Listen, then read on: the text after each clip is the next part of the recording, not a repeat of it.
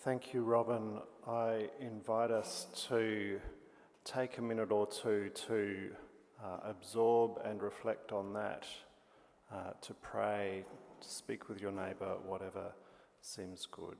We pause.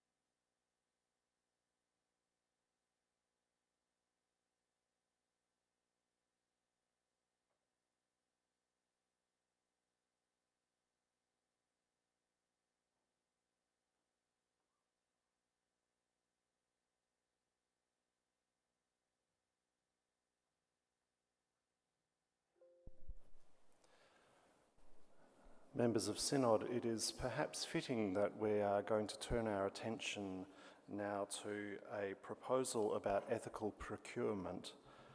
It is proposal number 7.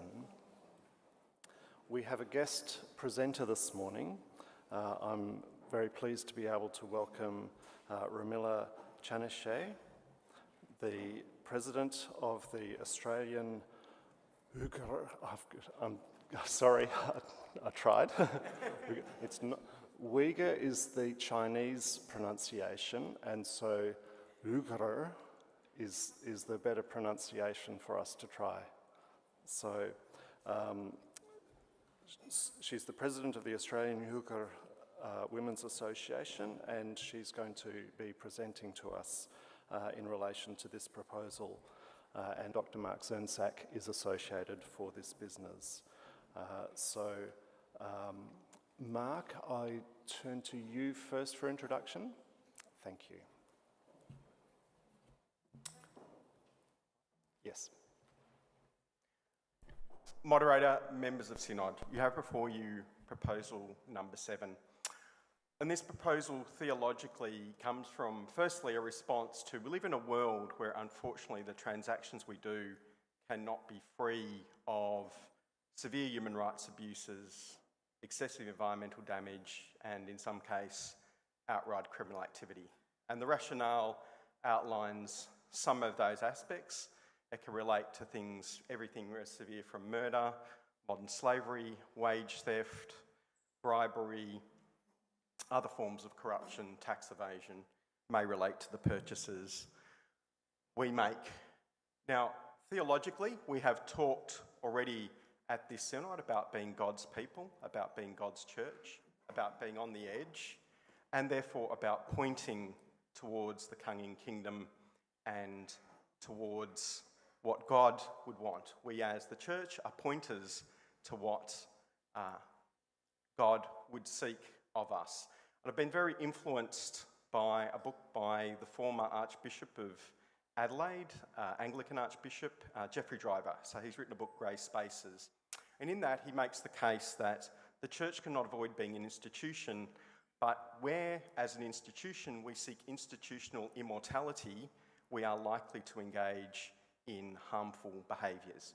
And one of those aspects might be that as we perceive our resources are declining, we start to justify that we can cut corners, we can do things cheaply so that we can deliver more, and the good we do outweighs the harm that we may be causing through the transactions and the business arrangements that we make. Instead, he calls on churches to be focused, to be authentic, to be constantly on the journey to be authentic and to be that pointer towards what the kingdom might require of us. Also, in that similar vein, a book by Gunther Lowy on the Catholic Church and Nazi Germany, he comes to the conclusion at the end of that book that where churches see themselves as the divinely appointed agents of salvation for humanity, they may conclude that what's good for them, by definition, must be good for the rest of humanity, and therefore any harm that's caused along the way in the pursuit of what's good for them is justifiable. The proposal you have before you is groundbreaking. No other church I'm aware of in Australia would have such a policy that involves both a commitment towards our purchasing, but also enshrines a position of saying we will not deal with businesses who have had a history of serious human rights abuses, excessive environmental damage, or criminal activity. Further, it says where a business has been established through criminal activity, we will seek to avoid dealing with them for 20 years. That number is a generation. That was the intention of that. So the kind of businesses that we are talking about in this space, and I probably do need to point to some of the challenges. Firstly, I should actually point out the proposal, it's not legislation. So for this to work, it requires goodwill across the entire Synod.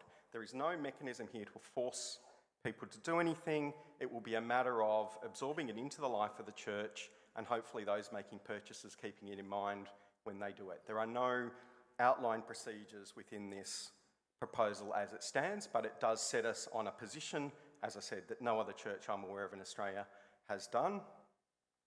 An area where it will potentially impact, for example, is solar panels.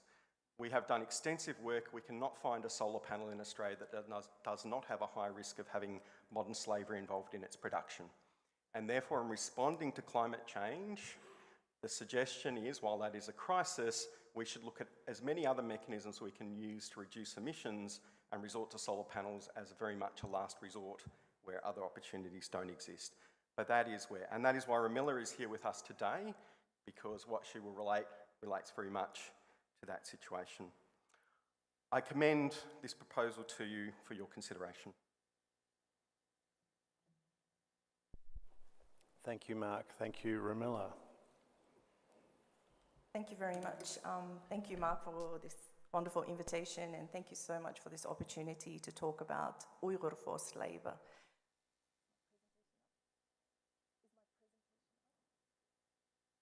Sorry. Okay, I'm an Australian Uyghur, and I've been living in Australia for over 40 years, and I'll be talking about the ethnic cleansing and the silent genocide that's been committed by the Chinese Communist regime, and how our products here in Australia are extremely, extremely cheap. Went shopping yesterday in Melbourne, hoping that I'd get some stuff, but to buy anything ethically was extremely difficult. Now, as you see on the screen there, East Turkestan is the one in the light blue, and you can see where we sit geographically. So we share borders, which is actually occupied East Turkestan, and its current name is called Xinjiang, which literally means newfound frontier or newfound land in the Chinese language. So the red obviously spreads out to East Turkestan and also Tibet, where it takes over. And we share borders with Kyrgyzstan, Kazakhstan, and Russia and Mongolia as well, where a lot of our resources are being pumped out to Europe via the East Turkestan hub there.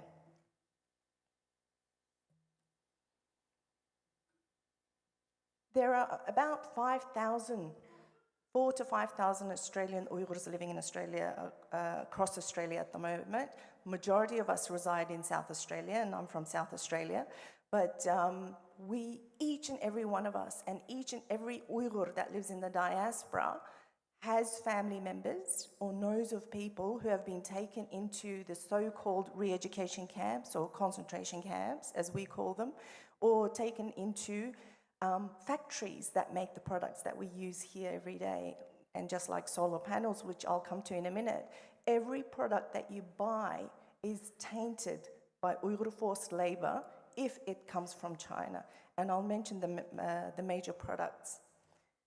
But firstly, I'd like to start with a story, and it's very rare and it's very close to home. This lady,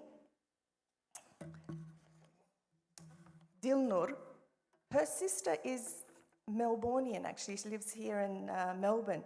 And hers was the first story that actually came out. And I say it's rare because most of us Uyghurs are not brave enough to talk about the situation of our family members for the fear of them being further threatened, killed, imprisoned, or trafficked into mainland China to work in the factories that we buy our products from.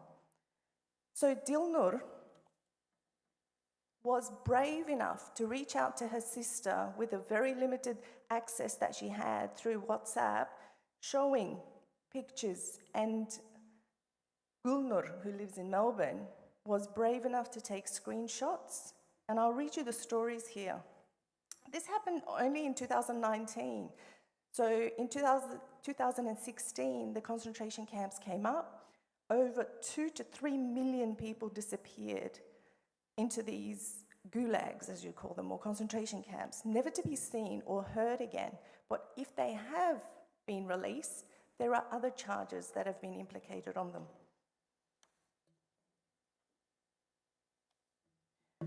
So her story here says, they don't want the journalists to know. That is the Uyghur script that you see on the screen. We use the old Arabic script, but it's not Arabic at all.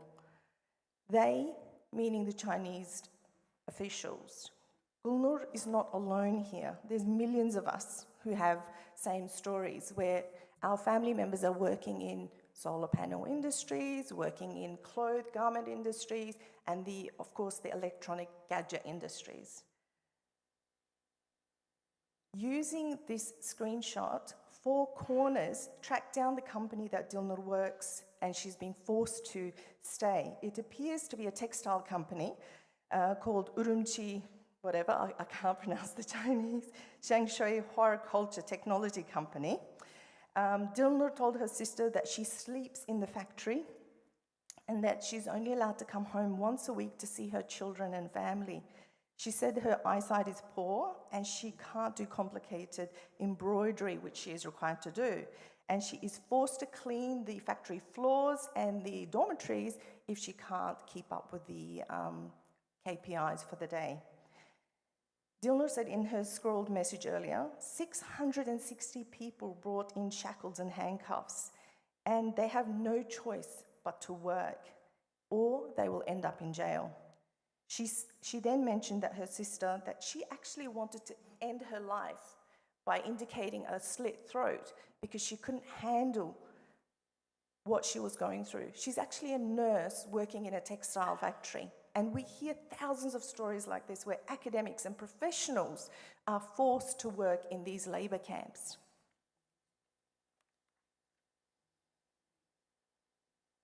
There is a good ending to this particular story, only because Dilnur was allowed to get out of the forced labor camp, only because her story made public in the mainstream media. But now when we contact Dilnur to speak up about her sister, Gulnur, to speak up about her sister and what's going on, she refuses because she feels that if she speaks up again, her sister will be taken in again. And this time it might not be to a forced labor camp, it could actually be imprisonment or even organ harvesting. That's another issue, that huge problems that we face. Now, as you see on the screen here, this is how Uyghurs were being sold across China. So this is an advertisement that was made in Weibo or WeChat a few years ago, and it says, "Do you need Uyghur workers? There are many strong men and women, beautiful women you can choose from." You know, numbers can range from 1,000 to 50,000, ages 16 to 40. Best age, strong age group to work, right?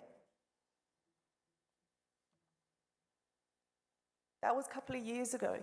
Fast forward to this year in February. This is a woman gloating that she has just received 3 Uyghur girls, 3 Uyghur teenagers, And she said that she's going to they are from Kashgar, which is one of the oldest cities in East Turkestan, which is being razed, by the way, and completely turned into Han Chinese. Apparently, these girls are still in their school uniforms to be interviewed, given medical checkups, assigned to dormitories, and put to work the next day. This video was quickly taken down, and it was on the Kuei Shou, it means quick hand social media of the Chinese communist regime. But the video still exists. So if you read articles from Bitter Winter, you will see a lot of new updates of what's happening to the Uyghurs there. They were arriving at the Oaks air conditioning factory in mainland China. And these kinds of people trafficking and Uyghur people movement is sanctioned by the state, by the Chinese communist regime. And it's not just industry-based. Okay, I've got 2 minutes. I'm just going to talk about, these are the areas that we have in terms of all the products that are being used Uyghur forced labor.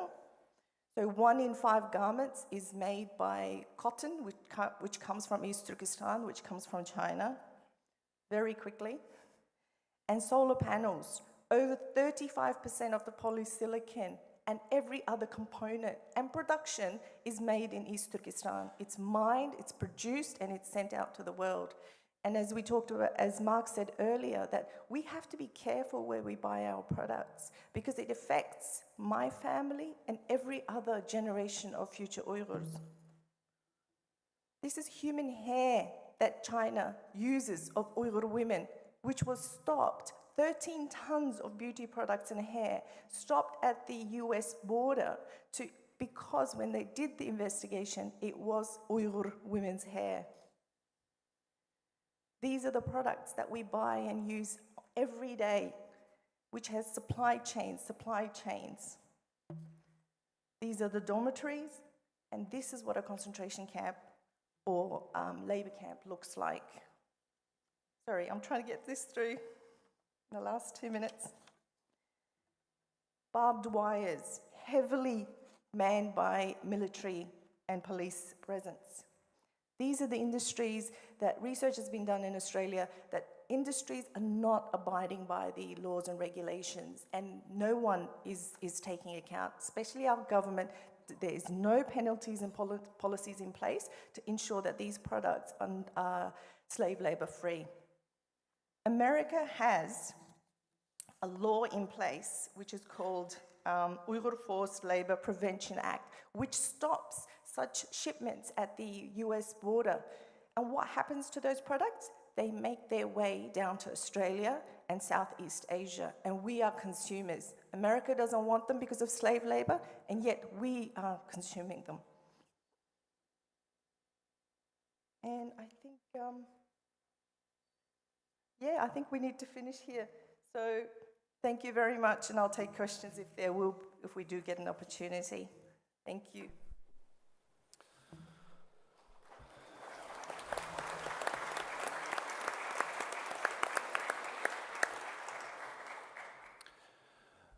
Thank you, Ramila. I want to invite us to just pause for a minute and hold these stories. And while we're paused, could I invite Paul and Duncan to come forward as we're going to deal with the proposal.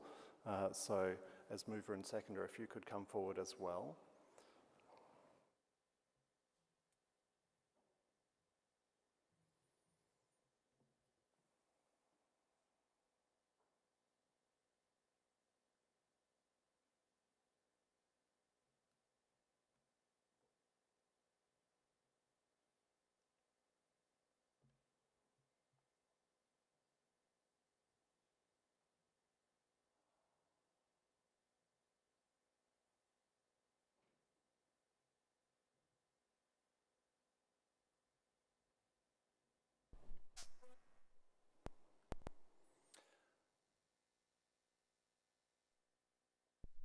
Let me ask, does anyone have any questions that you would like to ask of Ramila?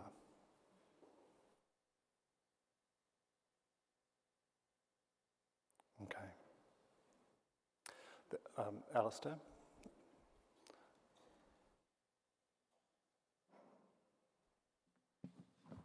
Thank you, Moderator. Alistair McRae, Uniting Vic Tas. I live on Wurundjeri country. This is more a question to the proposers and seconders. I enthusiastically support this proposal and thank you for that very moving presentation. But I wonder whether the movers and seconders of the proposal would consider an amendment via an insertion of words to include Uniting Church members in the call. I love urging other people in other parts of the church to higher ethical planes, but I think we could easily dodge the challenge of this proposal if we didn't include Uniting Church members to consider our purchasing power and influence as well, and to be very mindful of the choices that we make in our procurement. I see quite a number of orange cards. There's another question to ask. I think is that question directly related to that suggestion? In that case, we'll hear that first and then we'll test it.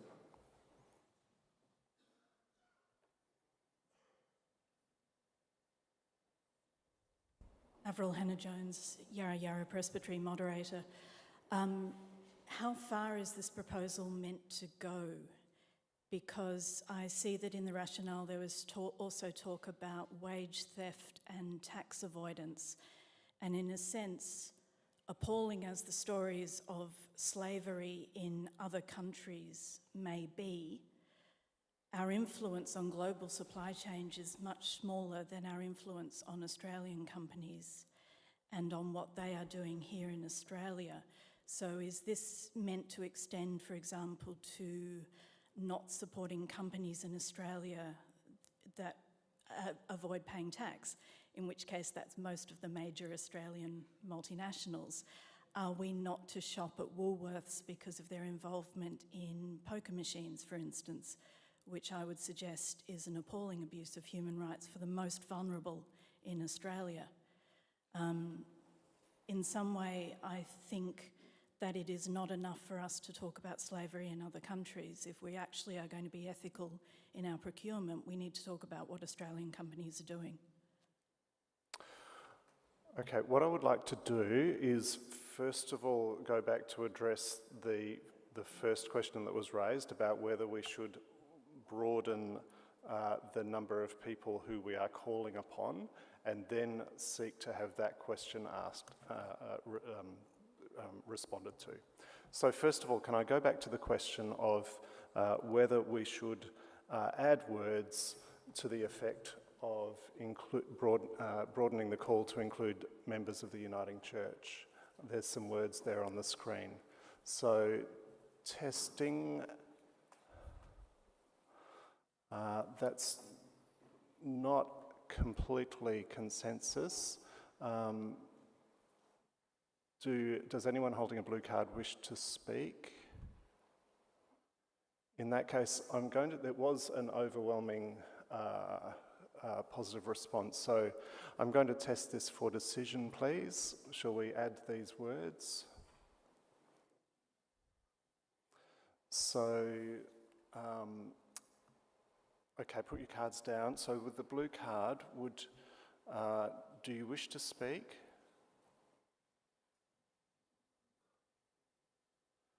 You'll need to come to a microphone, yes.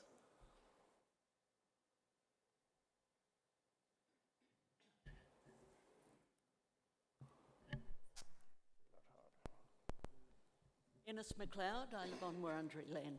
I'm just a bit concerned that when we start telling members what to do, that we've just got so much diversity. There's so many diverse people in our congregations that I'm not sure that we can generalise enough to be able to tell all our members that this is what they should be doing. Yeah. Thank you. There's an opportunity for a little more discussion on this. Does anyone want to? Yes, yellow card, move to a microphone, please. If you want to contribute to discussions, by all means, holding up a yellow card is great. Holding it up and walking towards a microphone is even better. Alvin Wong, Wurundjeri Land, Gospel Melbourne moderator. My understanding was that Alistair was proposing that it was to encourage the general Uniting Church person to act similarly, not actually to enforce it with an iron fist. Thank you. And that seems to have got support. We'll have one more speak on this. Thank you.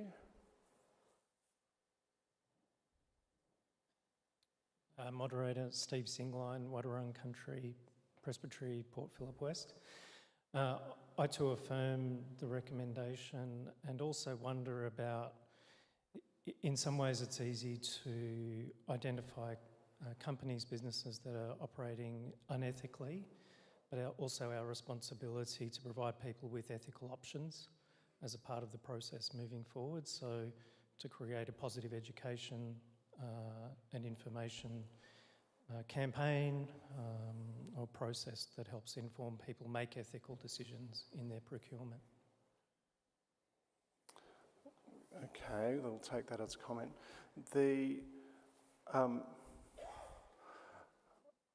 Thank you.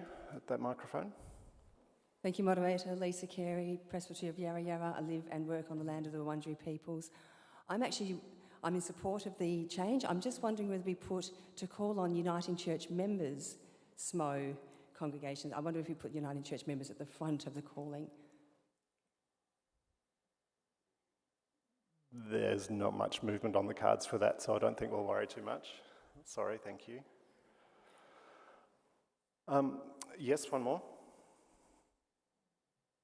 I want to be clear that the Synod has heard what's been offered as a caution, and I want to be sure that we're responding to that adequately. Thank you. Yeah, hi, Sharon Jackman, Presbytery Tasmania. I live on the lands of the Muania people. It's really just a backup of what the other fellow said, that if we're going to do this, if we're going to be encouraging our Uniting Church members and congregations to do this, we need to provide resources so they know which ethical companies to avoid. I mean, which, you know what I mean? Which unethical companies to avoid and which ethical companies to support. So it's great. It's a great policy, it's a great proposal that we do need to do this, but we need to tell people how to do it. You know, what companies to support, what companies to avoid. Thank you. We might have someone who's able to give some more response about that. Mark, maybe? Thank you. So that is work we have already been undertaking in the past, so we have provided that advice. We would seek to continue to do so. With this policy in place, we would seek to make the church more broadly aware of where a company does have significant unethical activity that would trigger the thresholds that are in this proposal, and also to continue to offer where there might be alternatives that are more ethical. So, for example, there are a lot of certification schemes. You know, if you're thinking about chocolate products, well, then you have the Fair Trade certification. If you're thinking about timber, Forest Stewardship Council. So, and we certainly have promoted those in the past. We would continue to do that. I would point out, as per this proposal, it is impossible to live in our economic system and have an entirely ethical business history. So the wording here is very careful. It doesn't say you're prohibited, because that would be an impossible ask. It says seek to avoid, and where alternatives are available to do so, make the ethical purchase. So it is accepting the unfortunate reality of the bizarre paradox, whereas human beings, we are capable of love, compassion and empathy, but we seem to set up economic systems that involve a maximisation of human misery. Very strange thing for us to be doing, but nevertheless inescapable for us for the time being. So certainly we would seek to resource. I would also point out, often investigating though and finding unethical activity and actually verifying that it is indeed meeting these thresholds is quite intensive work, and it is not expected that individual members or even individual procurement officers within our organisation would have to take on that burden and do that. So the aim will be that the gym cluster will provide at least some of that resourcing, but we would hope, where it has been really obvious and publicly made aware that a company is engaged in severe human rights abuses, excessive environmental damage or non-trivial criminal activity, that procurement officers and other people within the organisation would take note of that and make purchasing decisions appropriately. Okay, thank you, Mark. I'm going to test again whether we can take the amendment, which is to include the Uniting Church members. So can I test, can we include the words "and Uniting Church members" in the proposal? Holding up two cards together means move along, which is what we're trying to do. Okay, that's yes. All right, thank you. So that was consensus, thank you. So to return, I would like to return to Avril's comment next, and then, although if you're going to speak to that, please by all means move to a microphone. So Avril was asking about broadening the scope to include things that are going in Australia. That's a very rough summary. Did you have any particular words that you were going to offer? Okay. So, Mark was going to respond, yes. I'm going to suggest the current wording covers exactly what you've raised. So there is no intention here. There is nothing in the wording that says it does not apply to domestic production or goods produced here. And as I said, the words are carefully chosen to say avoid. It doesn't say you are prohibited from. As you have correctly pointed out, there will be cases where it will be impossible to make an ethical purchase. You'll simply have to make the decision about the least worst option that might be available to you. Thank you. I think I'll go to this microphone. Wendy Elson, Bunurong Land. As chaplain to the meeting, this is slightly separate to what we're doing, but I just want to really recognise the pain of what we're talking about. And I just want to say, come Lord Jesus, in the words of what Robin said before. And if people are sitting in the pain of it, I'll be at morning tea time sitting up in the chapel. Please feel free to come up and be part of that. Much appreciated. So we have the proposal before us. Can I test the proposal as a whole? How are we feeling about that proposal? Okay, so put your cards down and I'm going to ask for decision. So this is to decide this proposal. I'll see your cards. That is consensus. Thank you. Let us pause in prayer.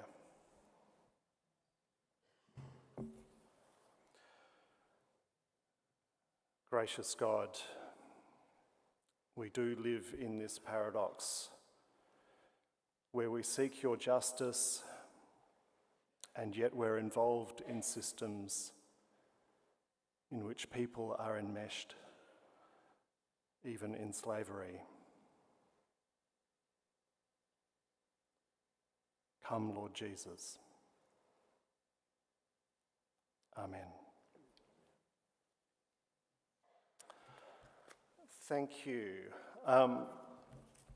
We are going to, can I invite you to stand up, stretch your arms, don't go too far, because we're going to try another proposal in 1 minute.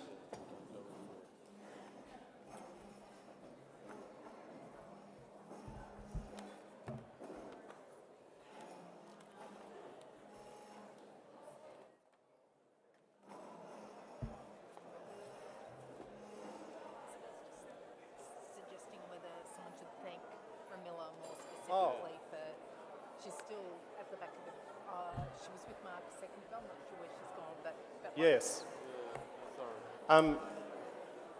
Members of Synod, I must apologise. In the conclusion of that business, I forgot to articulate our thanks for Ramilla for coming and speaking with us. And so can we please, yes.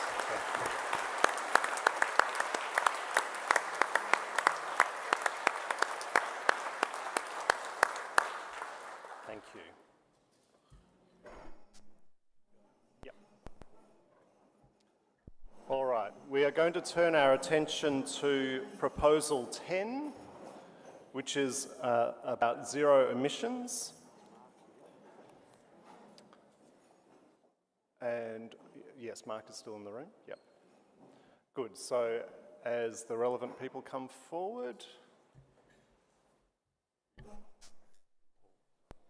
Yes. Duncan and Paul, you need to be at the front too, please.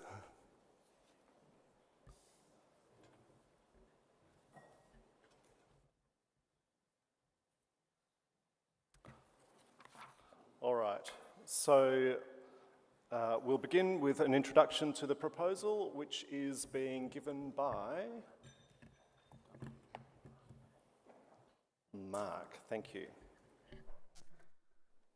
Mark Zernzak, Senior Social Justice Advocate for Elm, living on the lands of the Wurundjeri people. Moderator and members of Synod, the proposal you have before you responds to a call that was made by the National Assembly meeting in 2022 that called on all parts of the church to consider moving to, or to give a commitment to reach net zero emissions by 2040. And theologically, as we have discussed at many of our Synod meetings, there are many pathways that justify why we need to act on climate change. I can give you three of mine, which would be if you adopt an eco-theology point of view, which means we need to live in harmony with creation, therefore you need to care about the impacts of climate change. If you adopt a more traditional stewardship approach, the notion that God has appointed us to be stewards over the rest of creation, you likewise will need to act on climate change. And thirdly, if you care about the impact on people living in impoverished countries and the harm they are suffering and apply a notion of love of neighbour, you will also act on climate change. Out of the call from the Assembly, we held a consultation process and we thank all of those who provided very thoughtful and in many cases very detailed responses to how we might respond to that. And therefore this proposal has been built from what we heard out of that consultation. It may be the starting point of the conversation. Firstly, we heard there was a warmth towards trying to address our emissions as a synod. And further, there was some push to make the date earlier than 2040 as such. There was also a deep, should I say, not a warmth or a concern about the notion of net zero emissions on the basis that net would mean applying some offsets, and people were very sceptical about offsets, so therefore this proposal talks about reaching zero emissions instead, or trying to achieve that. But it doesn't lock in, it merely says it's an aim, it doesn't say we will as such. The other thing that came out of the consultation was there was not a willingness to see the church commit sufficient resources to reach zero emissions by 2040. So there was a desire to get to zero emissions, but across the consultation, there was not a desire that we would commit the level of financial resources that would be needed to achieve that as an outcome. And instead, there was a far stronger view that as much as possible we should rely on government funding to reduce our emissions. So the proposal includes an acknowledgement of our gratitude towards government for providing funding that will help us reduce emissions attached to our operations. Finally, the proposal establishes a Synod's emission reduction fund, which would be accessible to congregations to assist them in reducing their emissions. It has an establishment amount of $100,000 as a starting point, and grants from that body would be administered through the Synod Climate Action Task Force, which any member can choose to be part of. There is a set of criteria there that would apply in giving out those grants. Finally, the proposal does indicate that the Synod would aim to measure its emissions every 5 years. We have just completed an initial assessment of our emissions, and the estimate is around 20,000 tonnes. Now, by comparison, the Synod of Queensland and New South Wales have over 50,000 tonnes in their total operations. I don't know the total amount, but I know it's over 50,000 because they're required to report under a government act for entities that have over 50,000 tonnes. That measurement at the end, a measurement every 5 years. I should point out doing a measurement of our emissions is going to cost about $50,000. So the proposal commits about $150,000 to measure our emissions and $100,000 as an initial starting point for the actual work to reduce our emissions. I commend the proposal to you for your consideration. Thank you. Was Paul or Duncan, were either of you going to speak as well? You're okay? That means no. Okay, fine. All right, are there any questions to the proposal?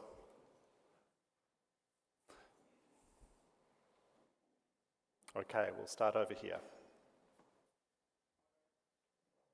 Moderator, let me get it right. Moderator, Robin Yang, Port Phillip East Presbytery, live and work on the lands of the Bunurong peoples. I've got a question just for clarification, just to help me understand how this proposal will exactly work. My understanding is that emissions primarily will be reduced by moving away from gas and electricity, but based on our last proposal, we heard about the slave labour around solar panels. How might these grants, or what kind of things would qualify for grants that would be reducing those emissions but are not solar? Just to help me understand. Thank you. Mark? A starting point on that would be energy efficiency measures. So that could be insulation, it could be double glazing, for example, on those things. So it would be looking at a range of other things as a starting point. As per the previous proposal, there wouldn't be a prohibition on using solar panels, but it would be are there other alternatives that might reduce emissions without the need for resorting to solar panels as the starting point. The other thing I should say about solar that we are still trying to follow up, there is an expert in South Australia who's raised concerns that the small technology credits you get when you install solar panels, so your installer gets credits back which reduce the cost of the solar panels for you. There is a claim that those, the government on-sells those credits and gets to double count the emission reduction from the solar panels, which would actually suggest that putting on solar panels doesn't have the same level of emission reduction as is assumed. Now, I have tried desperately to disprove this claim that this expert has made, and I have so far failed after 9 months of trying to talk to various levels of government to actually get a clear answer that his claim of double counting is actually invalid. So we are still pursuing that, and we've now written to Minister Chris Bowen to try and establish that. But that would be a matter, for example, that we would need to consider in a proposal for solar panels. Is it actually giving the level of emission reduction that's claimed? Thank you, Mark. Over at this microphone. Gavin Fakeney, Port Phillip East Presbytery, land of Wurundjeri people. Moderator, I have a question about the information that we can provide, could be provided to property committees of presbyteries who are asked at times how they can get solar panels on their congregational property that is not from those organisations that produce the ones that we've just said that we don't want to be involved with. So is there a property services or someone that could advise us as to which organisations we could get solar panels from? Thank you. Mark? As I flagged, we have at this stage been unable to identify a solar panel provider in Australia that is not associated with forced labour in the production of solar panels. So it is impossible. We have spoken to a high-end investigative firm, and we offered to work with the Clean Energy Council to actually fund an investigation to try and find a supply chain out of China that would be free of forced labour. The high-end investigation firm that actually has staff in China said they would not undertake the work because it would put their staff at risk. Any attempt to investigate modern slavery under the current Chinese regime is treated as industrial espionage, which puts people at risk. They indicated to us that anybody who claims their solar panels are free of forced labour who can guarantee that their panels are free of forced labour is lying to you. So The advice, there is a solar panel producer, First Solar, which is a US-based producer. It doesn't use polysilicon in its production, and therefore, as far as I know, it may be free of China. We'd need to do more digging. The only problem with them was a few months ago they admitted there'd been forced labour in their manufacturing factory in Malaysia, so I hadn't been keen to promote them as an option at this point in time. Thank you, Mark. What I'm going to propose is we'll keep going with the three people who are at the microphones, and then I'm going to test the proposal. Thank you. Moderator Jessica Moorthorpe, Loddon Mallee Presbytery. I live on the land of the Djadja people and pay my deep respects to both them and the Wurundjeri people on whose land we meet. As many people in this room know, I've spent the last 15 years working ecumenically, but primarily with uniting churches to care for God's creation and take action on climate change. I'm also now deeply involved in the climate pastoral care space, trying to equip ministers, chaplains, and church leaders to help their communities deal with their climate anxiety and grief. Because this crisis is real, it is now, and people are scared. So scared that a global study, the best global study we have of young people in 10 countries, including Australia, found that 56% of young people believe that humanity is doomed due to climate change. That's their level of fear and anxiety due to this crisis. So I'm very happy to see this proposal brought to the Synod and to see us work towards zero emissions.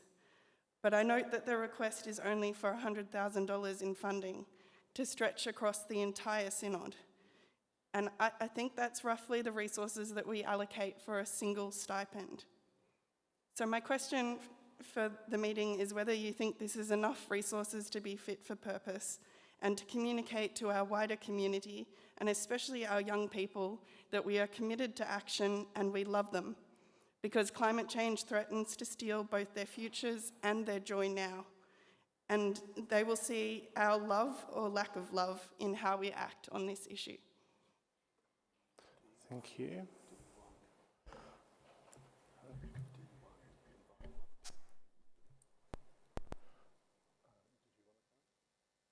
General Secretary.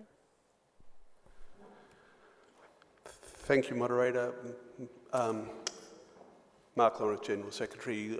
I live on Bunurong country. That question was explored by the Ministry and Mission Committee when we considered this matter, and at the moment the Synod just doesn't have any further resources to contribute beyond that initial $100,000. However, in D1 in the clause, there is an invitation for all parts of the Synod, its institutions, councils of the Church, and we could say members of the Church as well, to make contributions to the fund as well.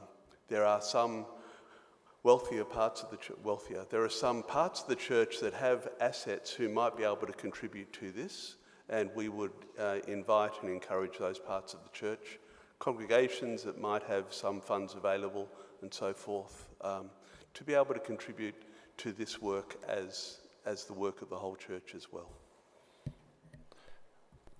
Thank you. At this microphone. Thank you, Moderator. Cameron Shields, North East Presbytery, living on the lands of the Yorta Yorta and Bangarang people. Just a couple of things. I was wondering if it's been explored or it's on the cards to be explored. We've got a lot of property, and those properties are in the heart of communities. So can our property be used to host a microgrid, whether that be a battery storage or solar? So yeah, the opportunity for microgrids and us to participate in microgrids. And the other one's a little bit more radical, but if you look at the total VicTas Synod electrical consumption, we'd be in the megawatts. Megawatts that would be right up there that you could look at, do we actually start to purchase our electricity as a whole? And then that electricity can be purchased from a wind turbine farm, preferably not solar because of the slavery issues around. But you know, there's a lot of big corporations out there now that are moving towards purchasing electricity where it's guaranteed that it's from a solar farm or from a wind turbine or other renewables. Thanks. Thank you. Again, reasonable warmth. Did you want to respond, Mark? On the first point, look, those matters would be up to local decision making. At this point in time, the point of this proposal was to get us off the ground towards starting to move on emission reduction. There will need to be ongoing work if we are going to keep reducing our emissions.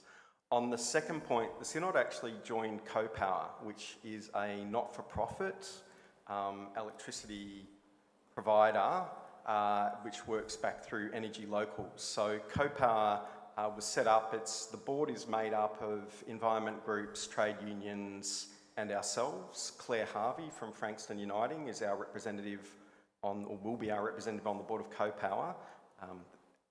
So that organisation it doesn't market as such, so it requires its members to promote it. And if you go downstairs, we actually have flyers for CoPower, and there's also a banner the QR code, if you're interested in doing that.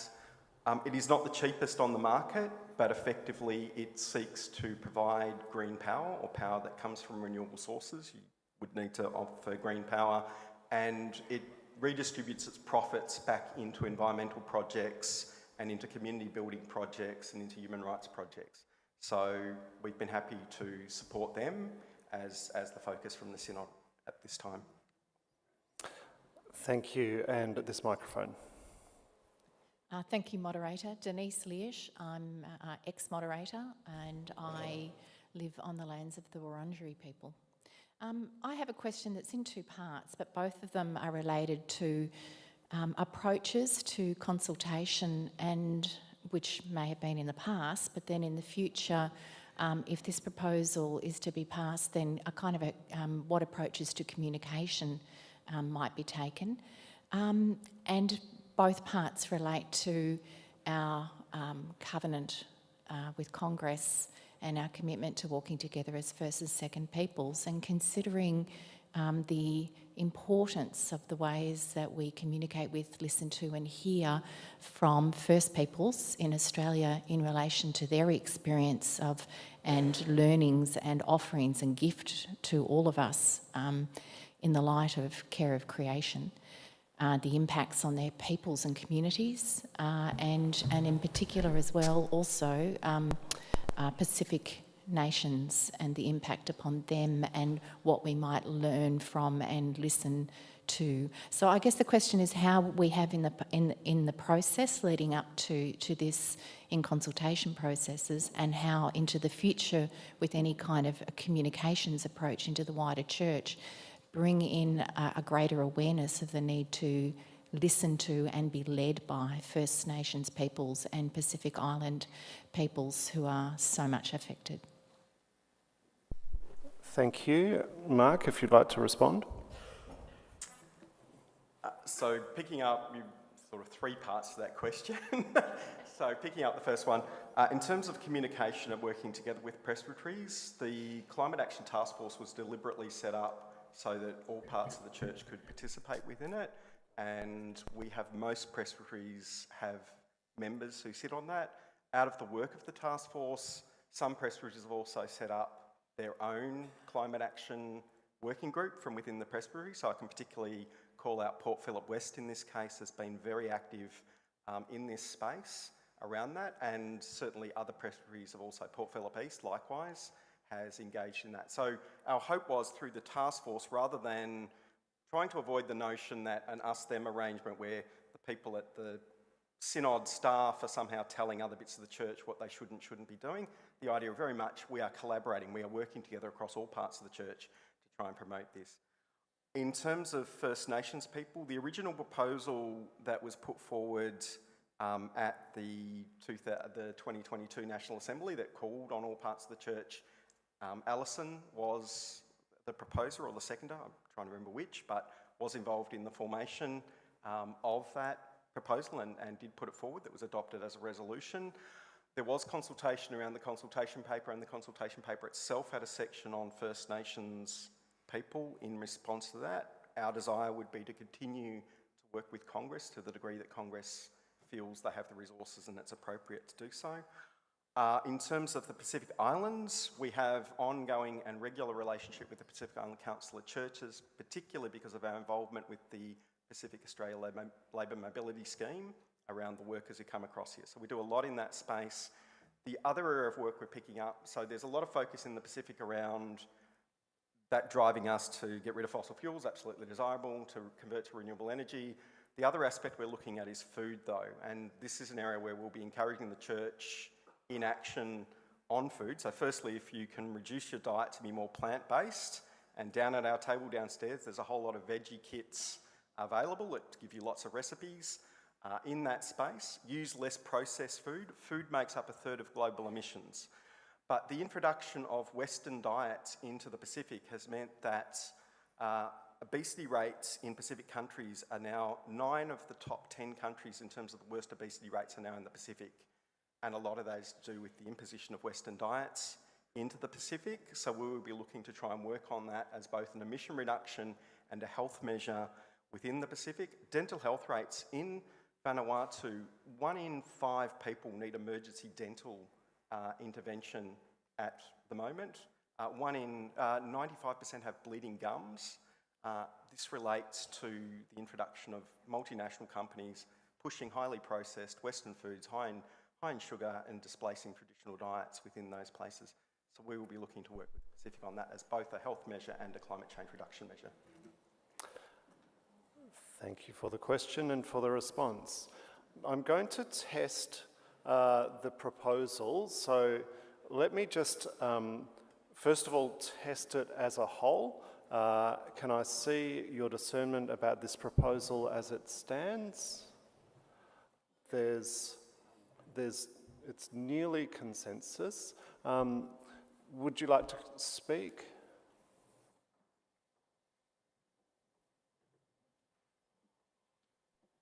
I'm 100% in favour of reducing... You need to introduce yourself. Sorry. Thanks, Rosalie.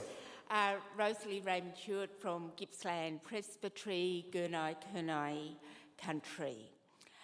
I'm 100% supportive of reducing our emissions and doing everything we can. I've got a number of concerns around the proposal. Some of it is reducing the whole underlying causes of that, which it's been touched on, but in terms of our excessive consumerism and the need to use less and reuse more, and how we respond to the problem and reducing the emissions. I think there's a whole variety of ways that we need to be responding to, and sometimes we're looking for the simple solutions and looking for the silver bullet, and it's often more complex, and the unintentioned consequences and implications. So, for example, yes, if we've got the opportunity to use electricity, it's better than gas. But if we're going to say to little congregations that use a gas heater for an hour a week, to say you've got to take that out and put in an electric one, then you've got the problem of landfill where it goes in, and the emissions from there could be worse than the carbon. And then you've got the transport of the manufacture and the transport of the new heating system, and the church might close in a year or two. So there's lots of things that I think there's complexities to it. So that's, I guess, one of my concerns. The other concern is every review, every restructuring talks about the burden on small congregations of compliance and governance. You'll need to wrap it up, please. Oh, sorry. Yeah, just the amount of work that might be required in filling out documents and measuring emissions and all of that is a concern for small congregations. Yes. I'm very conscious. I appreciate that this warrants decent conversation. I'm also conscious that we need to introduce some other discussion points which are also going to be very big conversations. And so I'm actually going to ask us to pause this. Chris, I see you at the microphone there, and I'll invite you to come back when we resume the business. But I'm going to ask that we put this business down for now. so that we can have a decent introduction to one of the other proposals, which is also going to engage us quite fully. So I'd like to invite you to turn your attention to proposal number 8. This is a proposal about reducing the harm of prohibited drugs and moving towards a health-based approach. I need to say that I'm aware that this is a very sensitive subject to be discussed, around which there will be a variety of views and experiences. So, as usual, I want to encourage you to consider how we can make this a safe place for all. There are a variety of issues over which we may come to differing views with goodwill. And so it's very important that in our conversations we're mindful of that and we work to respect each other in this place. We also need to be careful about confidentiality. Okay. Thank you. So, also, the other thing that I would like to highlight is that because this is a sensitive space, a sensitive topic, you may want to take some time out for reflection or to gather your thoughts or to have some personal time, all of those sorts of things. The chapel is available. We've made, Wendy's identified herself this morning. She's going to be in the chapel later. Some of the other chaplains are around.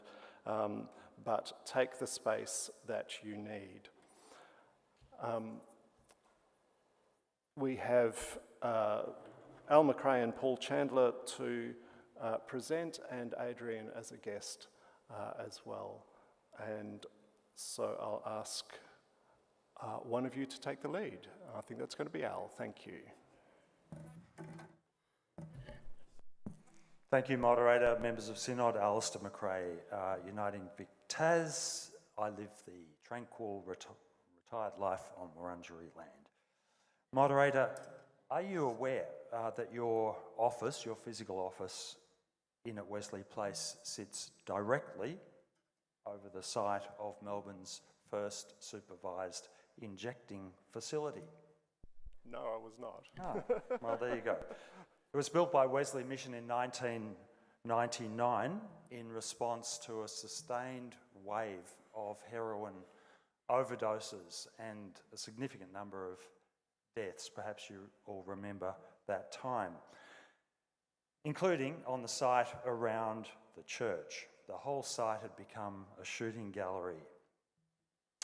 With the behind-the-scenes support of the then Premier, this very controversial but health-based approach, the church was responding to an acute need with its experience and resources and was prepared to pay whatever price it demanded. We built it.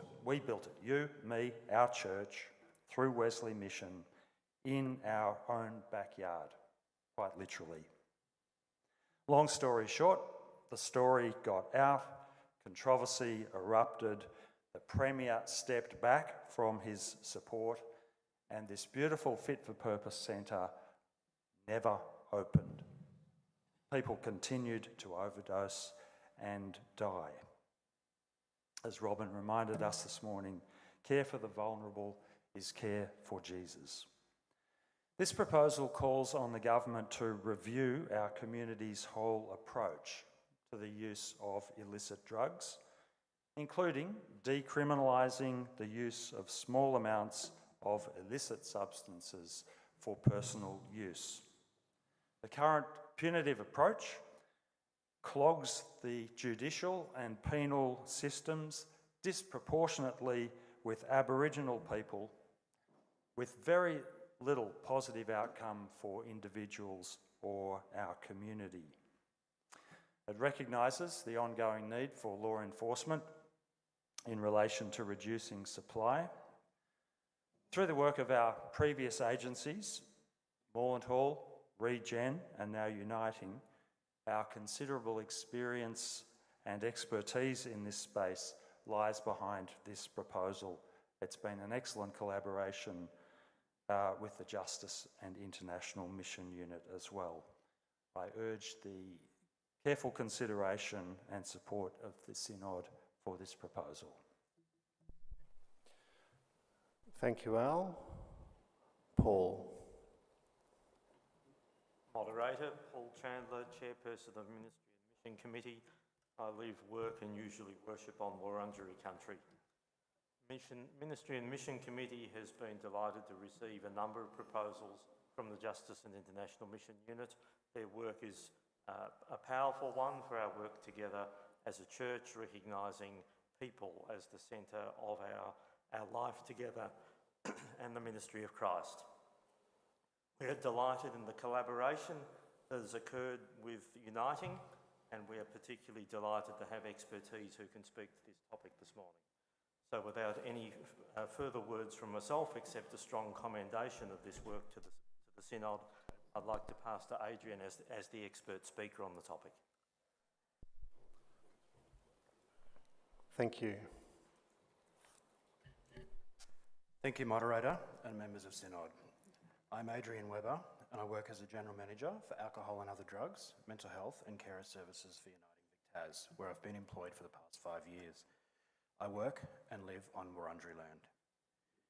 Uniting VicTaz, as a community services organisation of the Uniting Church in Victoria and Tasmania, has a long history, as Alistair referred to, of working to reduce alcohol and other drug-related harm, improve health and well-being, and advocate for evidence-based and socially just drug policy.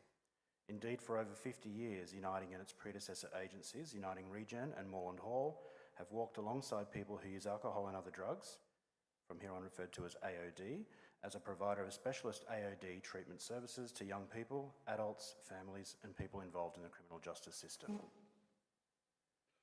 Drug policy directly and profoundly impacts the lives of people who use alcohol and other drugs, and those dependent on substances. Criminal penalties for personal drug use add to the potential health risks and further cause harm. This disproportionately impacts people who are already marginalised in our communities, including Aboriginal and Torres Strait Islander peoples, young people, women, people of diverse genders and sexual orientations, cultural background and ethnicities. Victoria and Tasmania's drug laws remain fundamentally prohibitionist in nature, with at most de facto decriminalisation in localised programs. While law enforcement actions aimed at disrupting the supply of illicit drugs remain necessary, a growing number of jurisdictions, both locally and internationally, are reforming their drug laws and policies, including through the decriminalisation of drugs. Under current policies, criminalisation of drug use also means there is a great deal of stigma attached to using drugs, and this makes it harder for people to access life-saving harm reduction services or to seek help from specialist treatment services when they need it. We see this play out every day in our work at Uniting VicTaz as people get caught up in the criminal justice system. People face greater stigma and discrimination and long-term repercussions for their future, which can have catastrophic impacts intergenerationally. They may struggle to re-enter employment, find suitable housing and reconnect with family.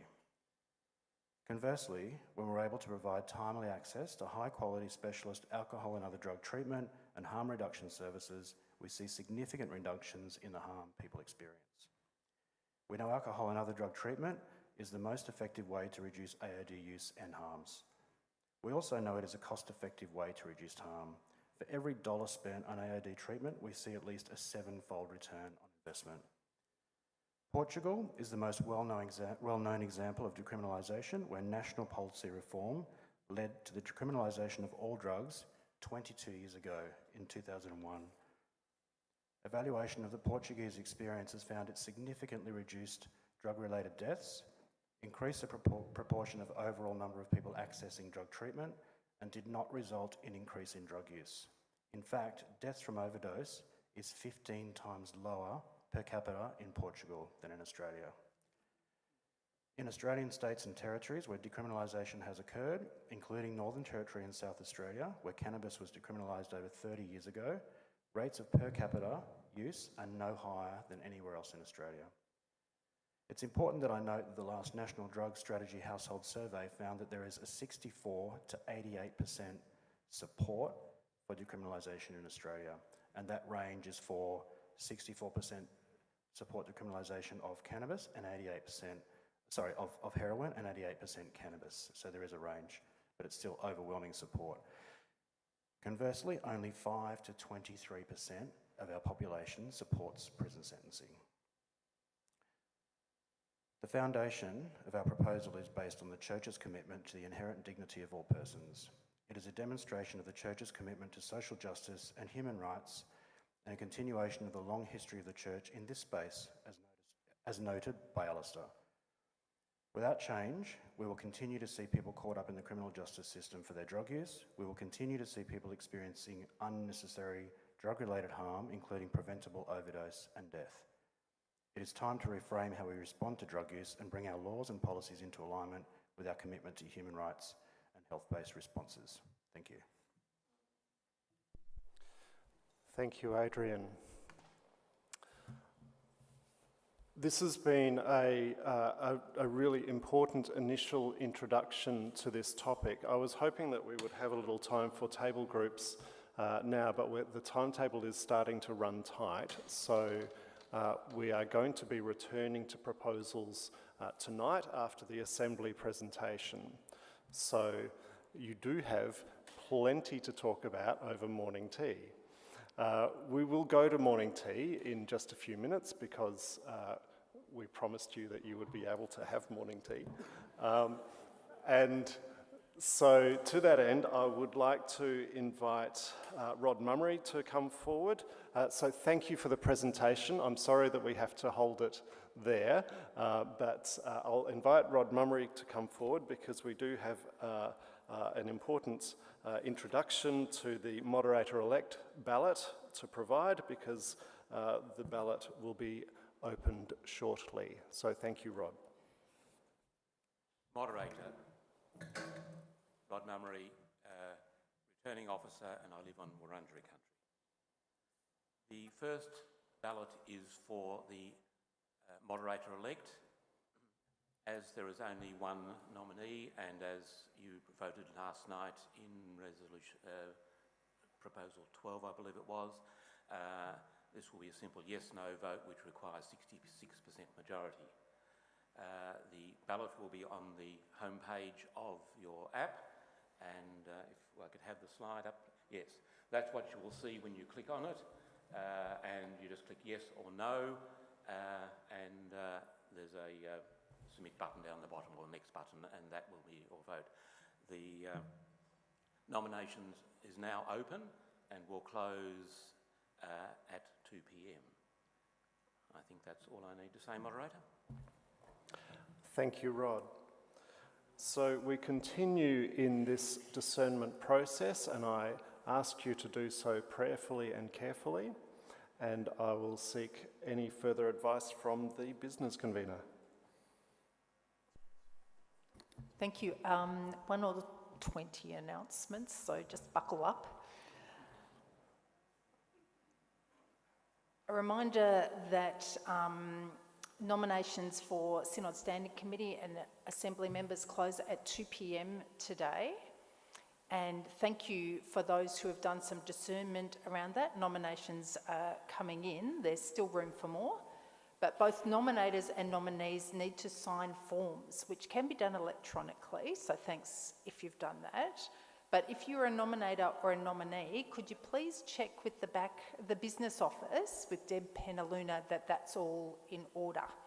So, and if you have nominated someone for Assembly who is not present, we need to work out a way to ensure that they have accepted that nomination. So speak to Deb about that. A text will do, but we just need to make sure that they've accepted that nomination. This morning's morning tea is sponsored by Uniting Age Well. On your tables, you will find Uniting Age Well information and a keep cup for each Synod member. In addition, if you'd like a complimentary coffee courtesy of Uniting Age Well, you can collect a voucher from the information table in the foyer during the morning tea break, 1 voucher per member, and these can be used any time during the meeting. So a big thanks to Uniting Age Well for that and for keeping us going. Straight after morning tea, we go to our elective sessions. These new sessions are another addition by the Synod Meeting Planning Committee in response to feedback from previous synods. The topics provide an opportunity to delve more deeply into topics and areas of interest of your own choice and reflect a range of interests for a Christian community doing business, learning and sharing together. You'll locate your elective room on your app, or you can ask one of the Synod staff or volunteers for assistance. Please make sure you move to your rooms promptly for an 11:30 start after morning tea, because people have prepared material for you, and that runs through till lunchtime. The moderator's address, there's an additional tab on your app named Moderator's Report. It contains a copy of the moderator's report from yesterday and a copy of the Assembly statement regarding an immediate ceasefire in Palestine, Israel. Working groups this afternoon, working group leaders have been sent information via email regarding the session this afternoon, and if you could meet with Jenny Batten at the information desk at the start of the afternoon tea break for a brief shorting, that would be great. For all members for working groups this afternoon, a document has been added to the app and website under the resources section called Working Group Resource Faithful Futures. It's not long and it will help resource that conversation this afternoon. At lunchtime today, a Culture of Safety unit will be in the White Horse room to assist you with any practical questions and practical assistance re-accessing Safe Church training or recording Working with Children check details for your local communities. So really practical assistance there. Go and see them in the White Horse room at lunchtime. A reminder that we need to take care with health issues. Unfortunately, one of our members has tested positive for COVID this morning, so a particular heads up to Table Group 20 and Working Group E. You're very, very welcome to wear masks, and please, if you're feeling unwell, do not come in. The meeting is being streamed, so you can keep up in the comfort of your own home if necessary, but please be aware. Ballot 1 will be available online as soon as this session ends and closes at 2 p.m. Please be patient and refresh your app if the ballot button does not come up immediately on your screen. If you're having trouble accessing that, please go to the business office just outside the White Horse room at lunchtime to work that out. Speaking of lunch, if you ordered a special diet meal, make yourself known to the caterers. They have prepared something particularly for you, so make sure you ask for your particular meal rather than taking one of the general ones. And finally, we've got a kind of unusual day, so when you come back from lunch, it will be the tribute service.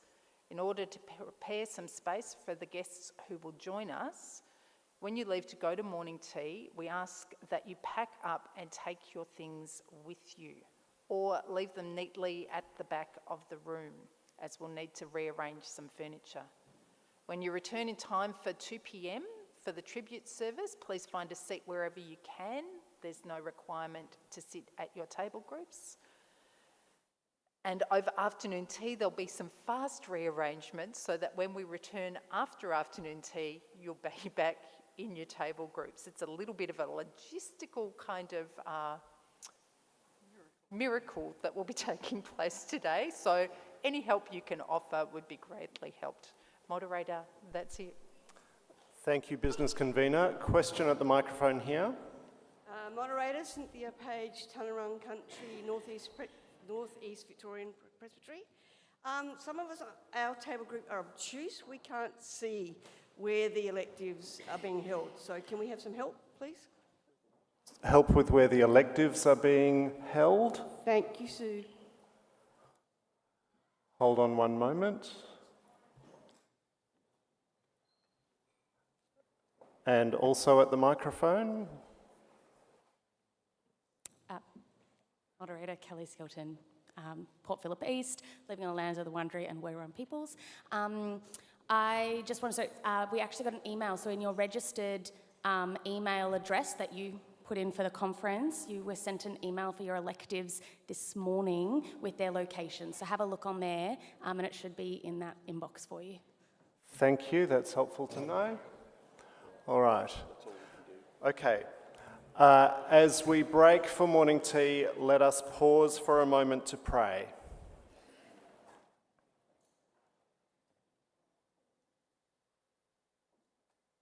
In our discerning, in our learning, in our sharing, and for those in our hearts, be present, loving God. Amen. You're on break.